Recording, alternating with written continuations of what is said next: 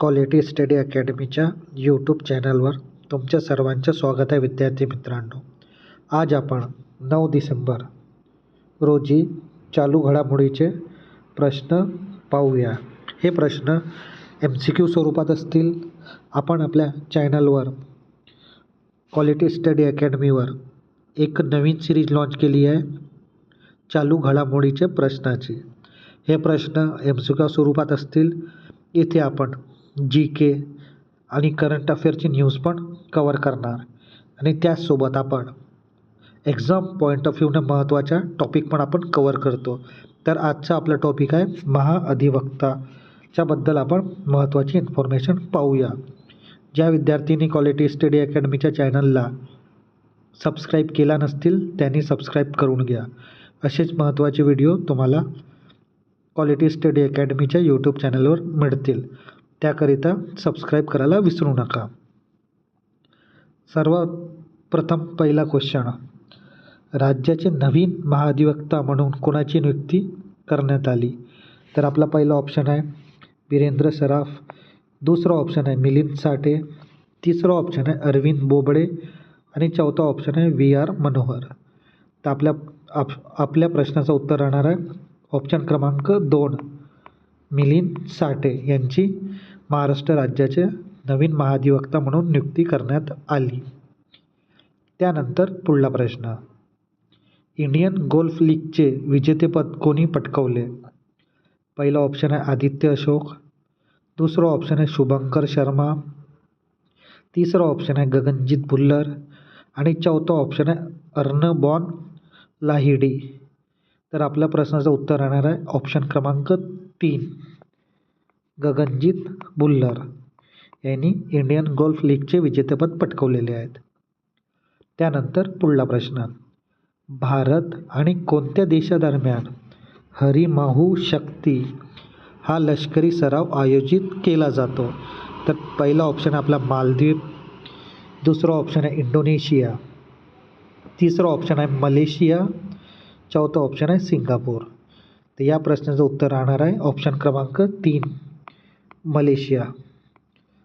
मलेशियासोबत नुकतीच लष्करी सराव आयोजित करण्यात आला. हा सराव 5 ते 18 डिसेंबर दरम्यान होता आणि कुठे झाला? तर राजस्थानमध्ये झालेला आहे. त्यानंतर पुढला प्रश्न, इंडिया इंटरनॅशनल सायन्स फेस्टिवल 2025चे आयोजन कोणत्या राज्यात करण्यात आले? तर आपला पहिला ऑप्शन आहे हरियाणा, दुसरा ऑप्शन आहे पंजाब, तिसरा ऑप्शन आहे आसाम आणि चौथा ऑप्शन आहे उत्तराखंड. तर या प्रश्नाचं उत्तर राहणार आहे ऑप्शन क्रमांक 1, हरियाणा. इथे इंटरनॅशनल सायन्स फेस्टिवलचे आयोजित करण्यात आले आहे.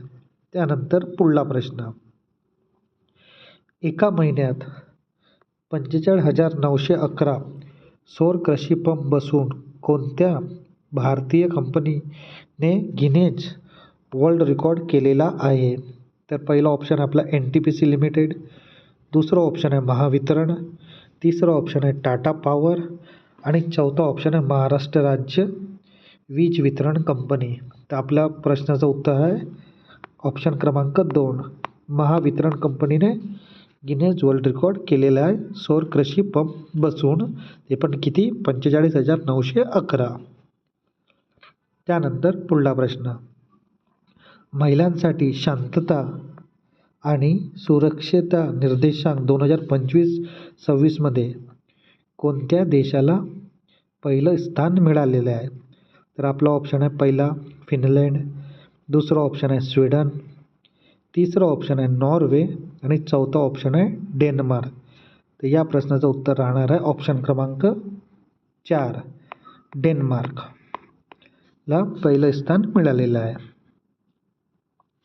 त्यानंतर पुढला प्रश्न, महिलांसाठी शांतता आणि सुरक्षा निर्देशांक 2025-26 मध्ये 181 देशापैकी भारताचा क्रमांक कितवा आहे? तर आपला पहिला ऑप्शन आहे 118वा, दुसरा ऑप्शन आहे 121वा, तिसरा ऑप्शन आहे 131वा आणि चौथा ऑप्शन आहे 145वा. तर या प्रश्नाचं उत्तर राहणार आहे ऑप्शन क्रमांक 3, 131वा क्रमांक आहे भारताचा.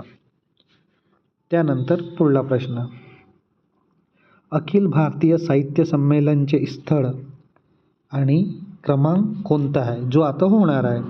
तर पहिला ऑप्शन आहे पुणे 100वा, दुसरा ऑप्शन आहे सातारा 100वा, तिसरा ऑप्शन आहे पुणे 99वा, तसंच चौथा ऑप्शन आहे सातारा 99वा.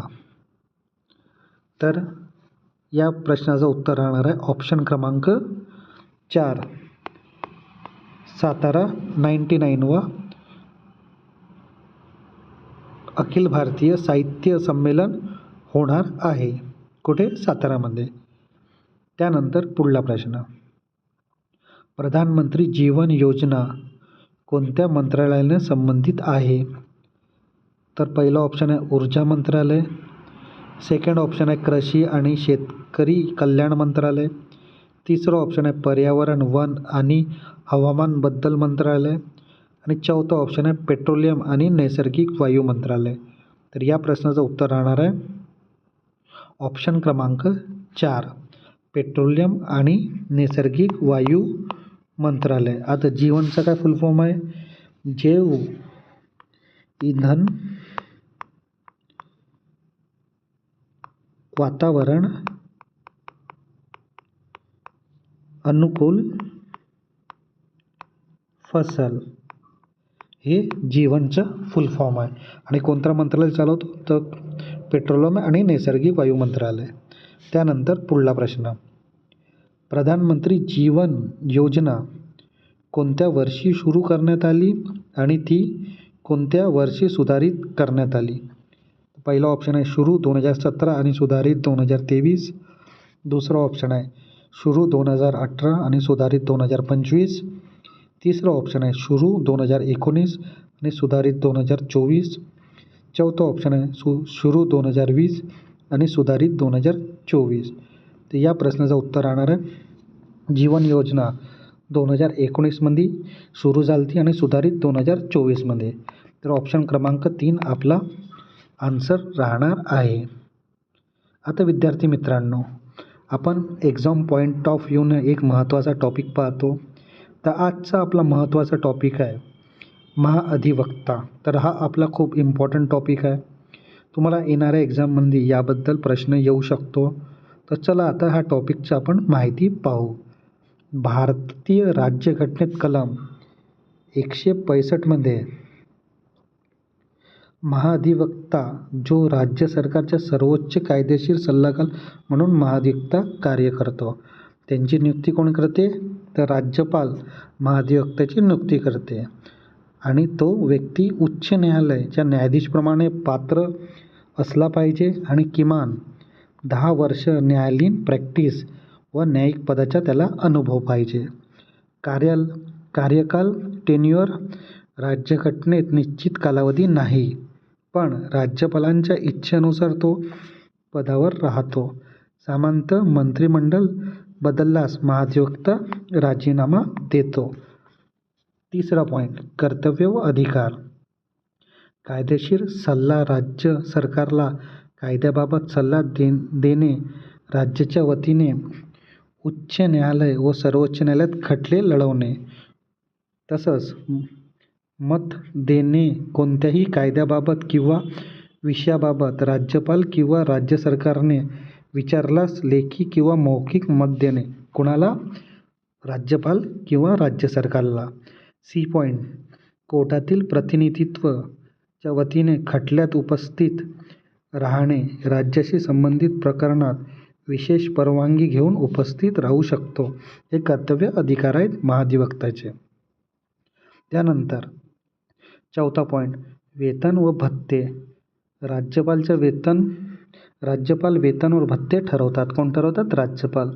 पाचवा पॉईंट, संसद सदस्याबाबत अयोग्यता. महाधिवक्ता राज्य विधानमंडळाचा सदस्य नसतो, पण त्याला विधानसभेत किंवा विधान परिषदेमध्ये उपस्थित राहण्याचा आणि बोलण्याचा अधिकार आहे, मतदानाचा अधिकार नाही. तर हा पॉईंट तुम्ही लक्षात ठेवा विद्यार्थी बंधू. हा खूप इम्पॉर्टंट पॉईंट आहे की विधानसभेत व विधान परिषद उपस्थित राहण्याचा त्याला हक्क आहे, पण मतदानाचा हक्क नाही. 6वा पॉईंट, पदाच्या स्वभाव संवैधानिक पद राज्य सर्वोच्च कायदेशीर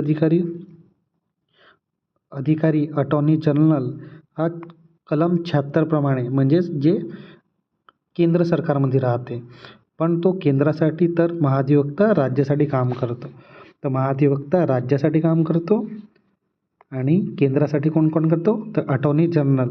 त्याचा आर्टिकल किती आहे? आर्टिकल नंबर 76 आहे. जो केंद्राचा अधिकारी राहतो त्याला अटॉर्नी जनरल म्हणतात. लॉ अधिकारी त्याला आपण सर्वोच्च कायदेशीर अधिकारी म्हणतो. तो अटॉर्नी जनरल केंद्र सरकारच्या आणि महाधिवक्ता राज्य सरकारचा राहतो. तर विद्यार्थी मित्रांनो, हा एक्झाम पॉईंट ऑफ व्ह्यूनं खूप महत्त्वाचा टॉपिक आहे. तर तुम्ही लक्षात ठेवा. तुम्ही कलम पण लक्षात ठेवा. 165 कलम महाधिवक्ताची राहतो आणि 76 कलम अटॉर्नी जनरलची राहते. तर विद्यार्थी मित्रांनो, आपण आपल्या चॅनलवर क्वालिटी स्टडी अकॅडमीच्या चॅनलवर आपण एक नवीन सिरीज हे लॉन्च केली आहे. चालू घडामोडीचे हे प्रश्न स्वरूपात असते, MCQ स्वरूपात. इथे आपण एक्झाम पॉईंट ऑफ व्ह्यूनं एक महत्त्वाचा टॉपिक पण पाहतो जो येणाऱ्या एक्झाममध्ये तुम्हाला त्याच्याबद्दल प्रश्न येऊ शकतात. तर विद्यार्थी मित्रांनो, ज्यांनी क्वालिटी स्टडी अकॅडमीच्या चॅनलला सबस्क्राईब केला नाही आहे त्यांनी सबस्क्राईब करून घ्या. असेच महत्त्वाचे चालू घडामोडीचे प्रश्न आणि अपडेटकरिता क्वालिटी स्टडी अकॅडमीच्या चॅनलला सबस्क्राईब करायला विसरू नका. धन्यवाद.